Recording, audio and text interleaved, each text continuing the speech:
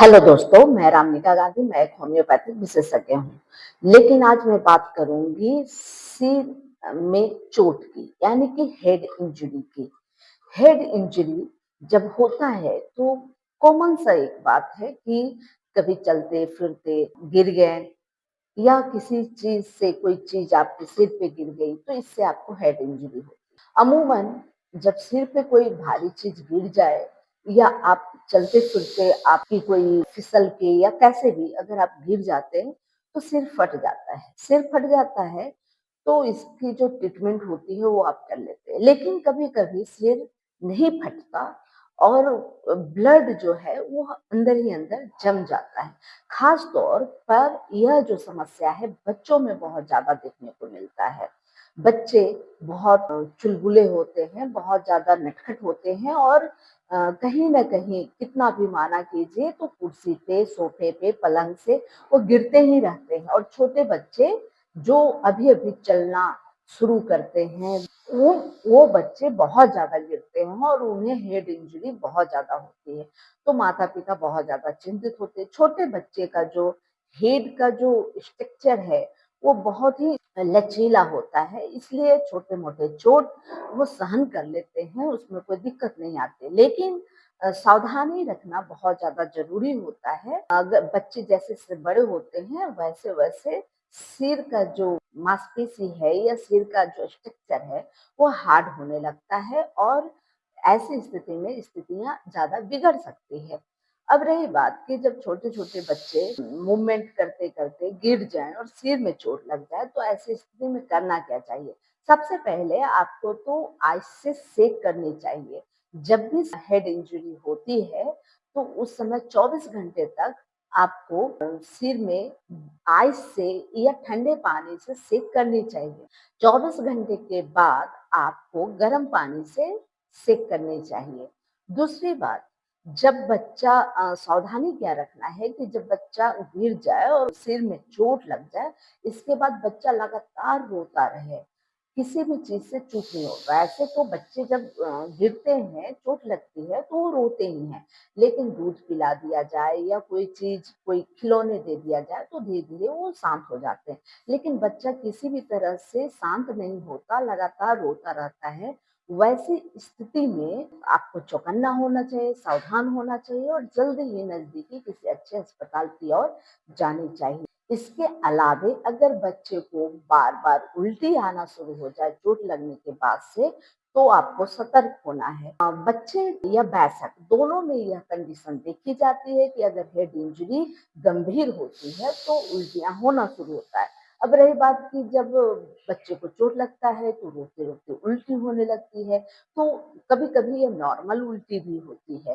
तो नॉर्मल उल्टी और हेड इंजरी में बुरी कंडीशन की वजह से अगर उल्टी होती है तो दोनों में फर्क होता है। अगर नॉर्मल इंजरी होती है, वयस्क हो या बच्चा हो, अगर नॉर्मल उल्टियां होती है तो वह साधारण सी उल्टी होती है और नजदीक में इसका ये जाता है। लेकिन जब आपको हेड इंजरी की वजह से अगर उल्टियां हो रही है तो उसको बहुत प्रेशर से बहुत दूर तक, जो उल्टी में जो पानी आती है, जो कफ आते हैं वो बहुत दूर तक जाते हैं। तो हमेशा इस तरह से आप ख्याल रखें। उसके बाद अगर बच्चे को चक्कर आता है, वो बेहोश सा हो जाता है, निंदासा सा फील होता है, तो भी आपको अच्छे न्यूरो सर्जन से तुरंत ही मिलनी चाहिए।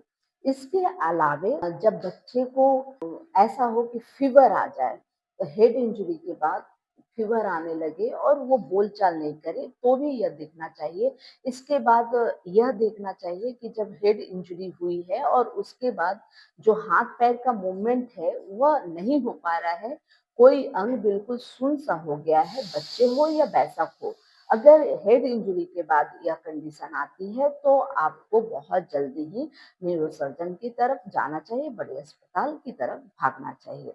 और सबसे बड़ी चीज यह है कि हर स्थिति में अपने आप में पेशेंस रखना होगा और बहुत ज्यादा घबराना नहीं है।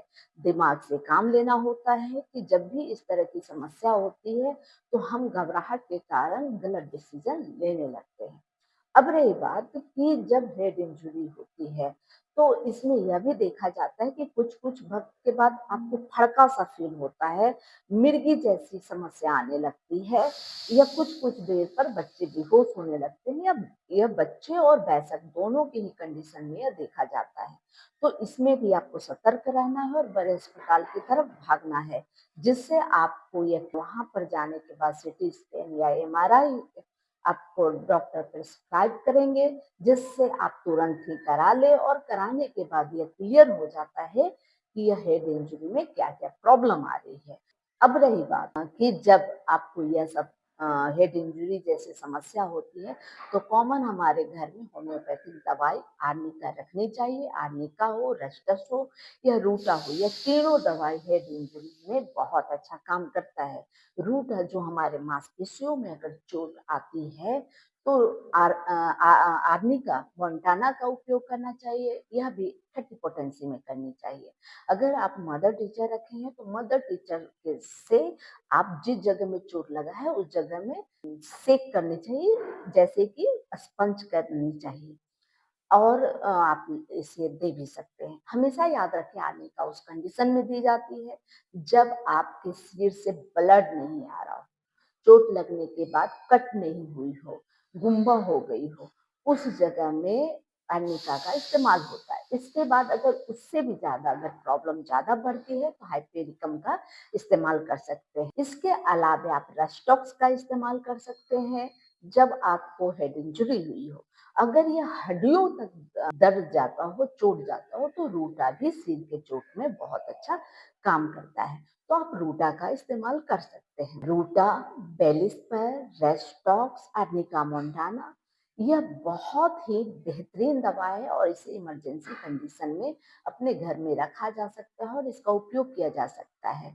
अगर छोटे बच्चे हैं तो यह दवाई आवश्यक रूप से ज़रूर रखें। हाइपेरिकम जब नसों में चोट लगती है, अगर आर्निका का काम से कहीं ज़्यादा नसों में चोट लगी हो तो हाइपेरिकम का भी इस्तेमाल किया जाता है और हाइपेरिकम लेकर इसे देखा जाता है। जब इसका दर्द पूरे सिर में फैल रहा हो, ऐसा लग रहा हो कि नसें तान रही हो, अगर यह वयस्क है तो आपको बताएँगे और बताने की कंडीशन में हाइपेरिकम का इस्तेमाल किया जा सकता है। लेकिन अगर ये बच्चा है और बच्चा लगातार रो रहा है, तो आप सबसे पहले आर्निका, फिर उसके बाद रेस्टॉक्स, उसके बाद हाइपेरिकम और उसके बाद रूटा का इस्तेमाल करें। और अगर जो मैं बताई पहले मैं जो बता चुकी हूँ कि किन-किन बातों पे सावधानी रखनी चाहिए, अगर उल्टी आ रही है, चक्कर आ रहा है, इसके अलावे आपको मिर्गी टाइप आ रहा है, इसके अलावे आपका दर्द बढ़ता जा रहा है, तो यह सब जब कंडीशन आती है तो आपको सचेत और सावधान होना चाहिए और बड़े अस्पतालों की तरफ प्रस्थान करना चाहिए।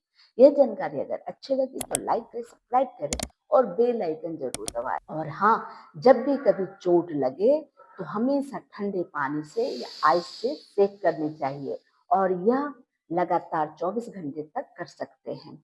इसके बाद आप गर्म पानी से सेक कर सकते हैं।